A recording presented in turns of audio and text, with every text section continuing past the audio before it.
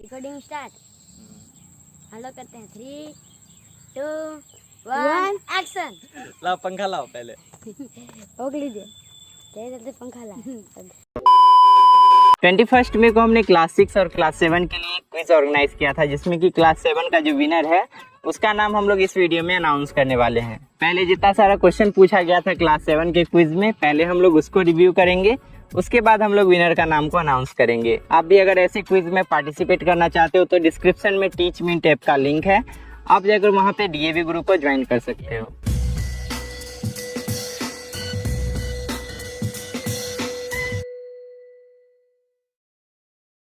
Quiz में दोनों type का क्वेश्चन पूछा गया था, एमसीक्यू भी था और लॉन्ग क्वेश्चन भी था। इस वीडियो में हम लोग सिर्फ एमसीक्यू को डिस्कस करेंगे और लॉन्ग क्वेश्चन का पीडीएफ आपको डिस्क्रिप्शन में मिल जाएगा। तो यहाँ पे पहला क्वेश्चन पूछा गया था जो कि साइंस सेक्शन से है। हर एक सेक्शन में हमें 10 क्वेश्चन गिवन थे। साइंस वाले सेक्शन में पहला क्वेश्चन गिवन है, these components of food are necessary for our body are called. वो कंपोनेंट ऑफ फूड जो कि हमारे बॉडी को जिसका जरूरत पड़ता है उसको हम लोग क्या बोलते हैं? तो इसका सही ऑप्शन हो जाएगा न्यूट्रिएंट्स। उन कंपोनेंट ऑफ फूड्स को हम लोग न्यूट्रिएंट बोलते हैं। उसके बाद सेकेंड क्वेश्चन में बोला गया है, when two organism live in close association and develop a relationship that is beneficial for both is called. जब दो ऑर्गेनिज्म एक दूसरे के बहुत क्लोज होते हैं और एक रिलेशनशिप बना लेते हैं जो कि दोनों के लिए फायदेमंद होता है, तो उसको हम लोग क्या बोलते हैं? तो इसका सही ऑप्शन जो है वो होगा ऑप्शन सी, सिम्बायोटिक रिलेशनशिप। उसके बाद थर्ड क्वेश्चन में गिवन है, what helps in making the soil rich in nitrogen. Soil को यानी कि मिट्टी को नाइट्रोजन से रिच क्या बनाता है, क्या उसका हेल्प करता है नाइट्रोजन से रिच होने में? तो इसका जो सही ऑप्शन हो जाएगा option D, rhizobium. Fourth question में पूछा गया है, in which mode of nutrition some plants feed on dead and decaying matter. कौन सा मोड ऑफ न्यूट्रिशन में जो प्लांट्स होते हैं वो डेड और डीकेइंग मैटर को अपना फूड बना लेते हैं? तो इसका जो सही ऑप्शन हो जाएगा वो हो जाएगा सेप्रोफाइटिक न्यूट्रिशन, जो कि ऑप्शन डी में गिवन है। क्वेश्चन नंबर 5 में गिवन है, channels to transport water and mineral to different parts of plant are called. वो चैनल जिसके थ्रू वाटर और मिनरल प्लांट के डिफरेंट पार्ट तक जा पाते हैं उसको हम लोग क्या बोलते हैं? तो उसको हम लोग बोलते हैं वेसल, जो कि ऑप्शन डी में गिवन है। उसके बाद 6 नंबर क्वेश्चन में गिवन है, the living organism from which a parasite derives its food is called. एक लिविंग ऑर्गेनिज्म जिससे एक पैरासाइट अपना फूड ले लेता है तो उसको हम लोग क्या बोलते हैं? तो उसको हम लोग होस्ट बोलते हैं, जो कि ऑप्शन सी में गिवन है। उसके बाद 7 नंबर क्वेश्चन में गिवन है, the bag shaped part at the beginning of large intestine present in ruminants is called. Ruminants में लार्ज इंटेस्टाइन के पहले एक बैग जैसा स्ट्रक्चर होता है, मैंने पढ़ाया था। उस बैग जैसे स्ट्रक्चर को बोलते क्या है? तो हम लोग यहाँ पे उसको बोलते हैं सीकम, जो कि ऑप्शन बी में गिवन है। उसके बाद 8 नंबर क्वेश्चन में पूछा गया है, the small projections in inner walls of small intestine of human beings are called. Human being के स्मॉल इंटेस्टाइन के अंदर में कुछ फिंगर लाइक प्रोजेक्शंस होता है, उसको हम लोग क्या बोलते हैं? तो उसको हम लोग बोलते हैं विलीज। तो यहाँ पे ऑप्शन ए में जो ऑप्शन दिया गया है ऑप्शन ए में विली, ये सही हो जाएगा। उसके बाद 9 नंबर क्वेश्चन में पूछा गया है, which teeth we use for grinding of food. हम लोग किस टाइप के टीथ को यूज करते हैं फूड को ग्राइंड करने के लिए? तो यहाँ पे ऑप्शन है प्री मोलर, दूसरा ऑप्शन है मोलर, तीसरा ऑप्शन है बोथ, चौथा ऑप्शन है नन ऑफ दीज। तो हम लोग प्री मोलर और मोलर दोनों को यूज करते हैं फूड को ग्राइंड करने में। तो जो इसका सही ऑप्शन हो जाएगा वो हो जाएगा ऑप्शन सी, बोथ। साइंस का सबसे लास्ट क्वेश्चन, क्वेश्चन नंबर 10 में गिवन है, which of these help in absorption of digested food. Digested food यानी कि जो पचा हुआ खाना होता है उसके एब्जॉर्प्शन में कौन हेल्प करता है? तो इसका जो सही ऑप्शन हो जाएगा ऑप्शन डी, जिसमें कि विली लिखा हुआ है। विली ही डाइजेस्टेड फूड को एब्जॉर्ब करने में हेल्प करता है। क्वेश्चन नंबर 11 से लेकर 20 तक जितना सारा क्वेश्चन गिवन है वो मैथ से है। तो यहाँ पे पहला क्वेश्चन गिवन था, collection of natural numbers their opposites along with zero is called. मतलब नेचुरल नंबर उसका जितना अपोजिट है और जीरो सबको अगर मिला दे तो उसको हम लोग क्या बोलते हैं? तो उसको हम लोग इंटीजर बोलते हैं। ऑप्शन डी इसका सही हो जाएगा। क्वेश्चन नंबर 12 में एक एक्सप्रेशन गिवन है और हमें पूछा गया कि इसको सॉल्व करने के बाद हमें क्या आंसर मिलेगा। एक्सप्रेशन को जब हम लोग सॉल्व करेंगे तो हमारा जो आंसर होगा वो आएगा -1440, लेकिन यहाँ पे कोई ऑप्शन वैसा नहीं है, तो इसका जो सही आंसर हो जाएगा वो होगा option E, none of these. उसके बाद क्वेश्चन नंबर 13 में पूछा गया है, the word rational comes from the word. Rational जो वर्ड है वो किस वर्ड से आया है? तो ये जो है रेशियो वर्ड से आया है, जो कि ऑप्शन बी में गिवन है। उसके बाद क्वेश्चन नंबर 14 में पूछा गया है, the rational numbers will said to be dash. एक रैशनल नंबर को हम लोग कुछ बोलेंगे जो कि डैश है। If sign of numerator and denominator is negative. अगर एक रैशनल नंबर का न्यूमरेटर और डिनोमिनेटर दोनों अगर नेगेटिव है तो वो जो रैशनल नंबर होगा वो पॉजिटिव हो जाएगा, जो कि यहाँ पे ऑप्शन नंबर ए में गिवन है, तो इसको हम लोग सही मारेंगे।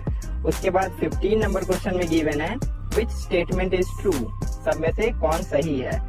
All whole number are integer, जितने सारे होल नंबर है सभी इंटीजर है, तो ये जो स्टेटमेंट है सही है। All integer are rational number, ये भी सही है, जितना इंटीजर होता है सब रैशनल नंबर की कैटेगरी में आता है। उसके बाद है all natural number are integer, जितना भी नेचुरल नंबर है सब इंटीजर की कैटेगरी में आता है, तो ये भी बिल्कुल सही है। इसका मतलब ये हुआ कि ऑप्शन डी जो है वो सही हो जाएगा, all of these are correct. उसके बाद क्वेश्चन नंबर 16 में पूछा गया था absolute value of rational number is. एक रैशनल नंबर का जो एब्सोल्यूट वैल्यू होता है उसके बारे में पूछा गया है। यहाँ पे पहला ऑप्शन में लिखा है always greater than the number, मतलब अगर एब्सोल्यूट वैल्यू निकालेंगे तो हमेशा उस नंबर से बड़ा आएगा, तो ये गलत है। दूसरा ऑप्शन दिया है always smaller than the number, अगर एब्सोल्यूट वैल्यू निकालेंगे किसी नंबर का तो उससे छोटा आएगा, ये भी गलत है। यहाँ पे जो ऑप्शन डी है ये बिल्कुल सही होगा, कैन बी ग्रेटर और इक्वल टू द नंबर, या तो उससे बड़ा आ सकता है उसका एब्सोल्यूट वैल्यू या तो उसके बराबर आ सकता है, तो ऑप्शन सी इसका ऑप्शन डी जो है उसका सही हो जाएगा। उसके बाद क्वेश्चन नंबर 17 में पूछा गया rational number -7 by -9 lies to the dash of 0 on the number line. ये जो रैशनल नंबर गिवन है 0 के किस साइड में है ये हमसे पूछा गया है, तो ये जो रैशनल नंबर है ये पॉजिटिव होगा, क्योंकि ऊपर का माइनस नीचे का माइनस कैंसिल आउट हो जाएगा, और ये जो रैशनल नंबर है पॉजिटिव आने के कारण वो राइट साइड में आएगा 0 के, तो जो इसका सही ऑप्शन है ऑप्शन बी हो जाएगा। क्वेश्चन नंबर 18 में पूछा गया है इफ टू रैशनल नंबर है सेम पॉजिटिव डिनोमिनेटर, दो रैशनल नंबर है जिसका डिनोमिनेटर सेम भी है और पॉजिटिव भी है, the number with the larger numerator will be dash than one with smaller numerator. तो कौन उसमें बड़ा होगा, जिसका न्यूमरेटर ज्यादा है वो बड़ा होगा या जिसका न्यूमरेटर कम है वो बड़ा होगा। तो जो इसका सही आंसर होगा वो यहाँ पे हम लोग ग्रेटर भरेंगे, क्योंकि जिसका न्यूमरेटर ज्यादा होगा उस केस में वही बड़ा नंबर होगा। यहाँ पे इसका सही ऑप्शन हो जाएगा ए। क्वेश्चन नंबर 19 में गिवन है the value of x such that 17 by x and -51 by 57 are equivalent. x का क्या वैल्यू होगा जो कि ये दोनों फ्रैक्शन है, इक्विवेलेंट हो जाएगा। तो अगर हम लोग x का वैल्यू निकाले, चाहे किसी भी मेथड से, अगर हम लोग कंपैरिजन करके निकाले या हम लोग अल्जेब्रिक मेथड से निकाले, तो इसका x का वैल्यू -19 आएगा, लेकिन -19 कहीं पे नहीं दिख रहा है, किसी ऑप्शन में नहीं, तो इसीलिए जो इसका सही आंसर होगा option E, none of these. Question number 20 भी ऐसा ही क्वेश्चन है, इसमें बोला गया है how can we express 90 by 216 as a rational number with numerator 5। 90 by 216 को हमें एक इक्विवेलेंट रैशनल नंबर के रूप में लिखना है और उसका न्यूमरेटर 5 होना चाहिए, लेकिन ऑप्शन में जितना सारा दिया हुआ है नंबर, रैशनल नंबर, उसमें न्यूमरेटर 5 तो कहीं है ही नहीं, तो इसका मतलब ये हुआ कि ऑप्शन ही इसका सही हो जाएगा। आगे 21 से लेकर 30 तक जितना सारा क्वेश्चन गिवन है वो सोशल साइंस से है, जिसमें कि पहला क्वेश्चन पूछा गया है the lithosphere is about dash metre in thickness. Lithosphere का थिकनेस हमसे पूछा गया है, वो भी मीटर में, लेकिन आप किताब में पढ़े होंगे कि 100 किलोमीटर वहाँ पे दिया था, तो बहुत सारे बच्चे तो 100 देख के ऐसे टिक कर दिए, तो यही होता है रटने का, रटना नहीं है, अच्छे से समझ के पढ़ना है। तो जिसका सही आंसर हो जाएगा 100 किलोमीटर को जब हम लोग मीटर में कन्वर्ट करेंगे तो 100 पर 3 जीरो लग जाएगा, इसका मतलब ये होगा कि ऑप्शन डी इसका सही आंसर होगा। उसके बाद 22 क्वेश्चन में पूछा गया है the senior layer in which in. Senior layer जो होता है लिथोस्फीयर में, उसमें किसी का मात्रा ज्यादा होता है, तो यहाँ पे जो सही ऑप्शन इसका होगा वो होगा option C, silica and magnesium. आगे क्वेश्चन नंबर 23 में पूछा गया था water bodies that include river, lake, seas and ocean cover -% of earth surface। Earth surface का कितना परसेंट जो पार्ट है वो वाटर से भरा हुआ है, यही चीज पूछा गया था। हमने पढ़ा था कि 71% पार्ट वाटर से फिल्ड है, इसका जो सही ऑप्शन होगा ऑप्शन सी हो जाएगा। आगे क्वेश्चन नंबर 24 में गिवन है in our atmosphere the gases envelope extends up to dash kilometre. हमारे एटमॉस्फेयर के ऊपर जो गैसेस एनवेलप है उसका थिकनेस क्या है, किलोमीटर में, वो हमसे पूछा गया। तो हमने पढ़ा था कि इसका जो थिकनेस है 1600 किलोमीटर है, लेकिन 1600 किलोमीटर यहाँ पे कहीं ऑप्शन में है ही नहीं, तो इसका जो सही आंसर हो जाएगा वो होगा option B, one of these. उसके बाद क्वेश्चन नंबर 25 में गिवन है calculating which was an historical document was written by country के जो कोई हिस्टोरिकल डॉक्यूमेंट है उसको किसने लिखा था। तो इसका जो सही आंसर होगा वो होगा अल्बेनी, उसको अल्बेनी ने लिखा था, ऑप्शन डी। उसके बाद क्वेश्चन नंबर 26 में पूछा गया है Prithviraj Raso was written by, Prithviraj Raso एक बुक का नाम है, एक हिस्टोरिकल डॉक्यूमेंट है, उसको किसने लिखा था। तो यहाँ पे ये चारों ऑप्शन मिल रहे हैं, इसमें से किसी ने नहीं लिखा था, इसको लिखने वाले थे चंडीगढ़ भाई। तो इसका सही आंसर होगा वो होगा उसके बाद क्वेश्चन नंबर 27 में पूछा गया है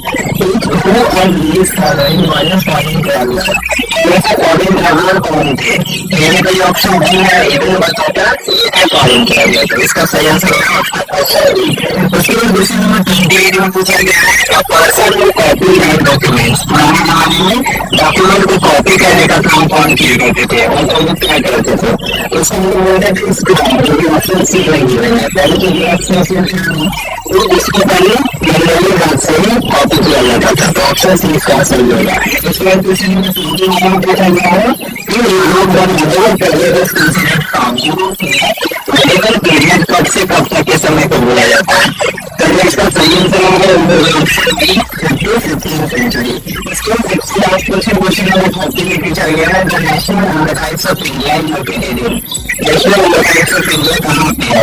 हमने कहा था कि लेकिन ऑप्शन नहीं है, तो इसका सही आंसर होगा वो होगा option A one of these. तो पहले हमने सही आंसर तो डिस्कस कर लिया जो कि आंसर पूछा गया था, और इसका इसका आपको एक्सप्लेन मिल जाएगा, आप मुझे डाउनलोड करके पढ़ सकते हो। हम पढ़ लेते हैं स्पेस का जो बिना है वो कौन बना है। इसमें चलो बात है क्लासिक्स और क्लास का बदला है क्लासिक्स का दूसरे वीडियो में। इसके प्रैक्टिस स्कॉलर्स में डेटा लेकर हम 10th पोजीशन से लेकर 1st पोजीशन तक ले रहे हैं। तो सबसे पहले 10th पोजीशन पे आए हैं मनीष, उसके बाद 9th पोजीशन पे है, उसके बाद 4th पोजीशन पे है शिव, 7th पे है सुधांशु, उसके बाद 6th पे है कृष्ण सिंह, उसके बाद 5th पोजीशन पे है ऋतुराज, उसके बाद 4th पोजीशन पे हर्ष, 3rd पे है गैंसी सपरेंगी, उसके बाद 2nd पे है पीयूष कुमार, और फाइनली 1st पोजीशन पे ज्योति कुमारी लड़का 138 मार्क्स आया है।